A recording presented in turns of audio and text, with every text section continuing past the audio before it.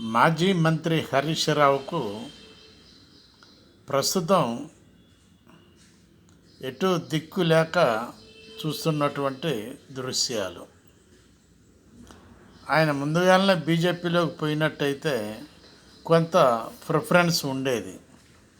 కానీ ఇప్పుడు బీఆర్ఎస్ అధినేతే బీజేపీలోకి దారి చూపిస్తుంటే ఆయన యొక్క ప్రభావం తగ్గినట్టుగా కనబడుతుందని చెప్పి ప్రజలు మాట్లాడుకోవటం జరుగుతుంది. నలుగురితో నారాయణ అన్నట్టుగానే ఉన్నది ప్రస్తుతం హరీష్ రావు గారి సంగతి. అదే ఆయన ముందు బీజేపీలోకి పోతే కొంత ప్రిఫరెన్స్ కనపడేది సపరేట్గా. కానీ ఇప్పుడు అది లేదు.